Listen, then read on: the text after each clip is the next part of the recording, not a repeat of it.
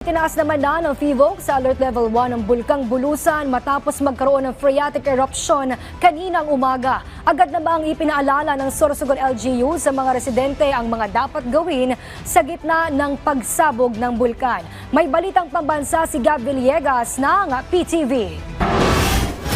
Iniakyat na ng Philippine Institute of Volcanology and Seismology o PHIVOLCS sa Alert Level 1 ang Bulkang Bulusan matapos magkaroon ng phreatic eruption kaninang 4:36 ng umaga. Makikita sa kuha ng kanilang IP camera ang pagbuga ng abo mula sa crater ng bulkan. Tumagal ng 24 na minuto ang naging pagbuga ng abo na may taas na 4.2 kilometro. Ilang lugar rin sa Sorsogon ang naapektuhan ng ashfall. Ito ay ang Barangay Cogon at Bolos sa bayan ng Irosin, Barangay Puting Sapa, Guroyan at Buraburan sa bayan ng Huba at mga barangay na Tula-Tula Sur at Magallanes sa bayan ng Sorsogon.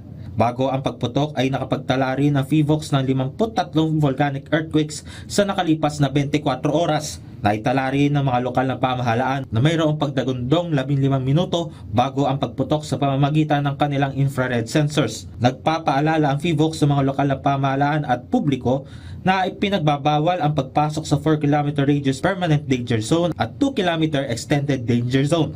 Ibinahagi naman ng Office of Civil Defense na nag-convene na ang Sorsogon Provincial Disaster Risk Reduction and Management Office at inaalam na rin kung kinakailangan maglikas ng mga apektadong residente. We're trying to identify at present kung meron bang kailangang ma-evacuate muna to use potential educational institutions as evacuation centers. Nakahanda rin ang nasa 200,000 family food packs ng Department of Social Welfare and Development na pwedeng ipamahagi sa mga residenteng maapektuhan ng pag-alboroto ng bulkan. Nagpaalala rin ng OCD sa mga nagpapalipad ng mga sasakyang panghimpapawid na iwasan muna ang paglipad malapit sa bulkan. Iwasan ang paglilipad ng mga sasakyang panghimpapawid na malapit sa bulkan dahil very damaging ang ash na inudulot sa engine ng ating mga planes. May paalala rin ang PHIVOLCS sa mga residenteng nakatira sa paanan ng bulkan. Kung tayo po ay naapektuhan ng abo, mangyari lamang po na gumamit po ng face mask o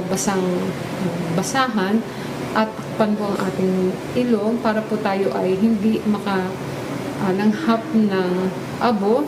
Lalong-lalo na po natin bigyang pansin ang mga vulnerable po ng members ng ating communities. Ito po ang elderly, ang may mga sakit po sa baga at puso, ang mga sanggol at mga expecting mothers. Mula sa People's Television Network, Gab Villegas para sa Balitang Pambansa.